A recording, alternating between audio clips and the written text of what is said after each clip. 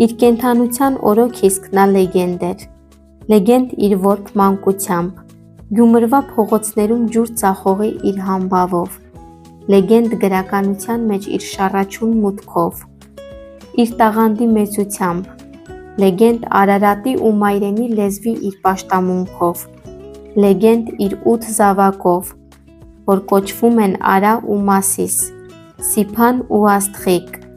Անի ու Արաքս, Թադևոս ու Վանանդ։ Եվ ահա այդ մարդ լեգենդը փոխվեց Աստղի ու գնաց միանալու հայոց մեծերի համաստեղությանը։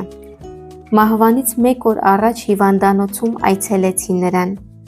Ալեհեր գլուխը դրել էր բարձին ու լուռ հոգևարում էր, իսկ դրսում ամպրոպ էր, տեղատարափով, կայծակներով ու շանթերով, շողացող գարնանամուտի առաջին ամպրոպը։ Ես նրա սնարին կանգնած նայում էի մագաղաթյա դեմքին, փակ կոպերին, կյանքի վերջին շնչով հևացող շուրթերին և նրա առաջին գիրքը գարնանամուտն էի հիշում, գարնանամուտով նա մտավ գրականության մեջ, գարնանամուտ էր ու նա հեռացավ կյանքից։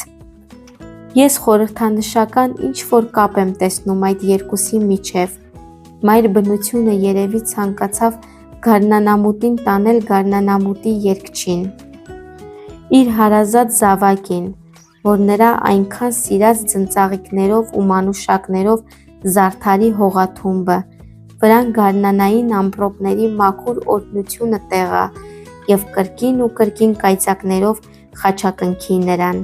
Վահագն Դավթյանը Հովհաննես Շիրազի մասին։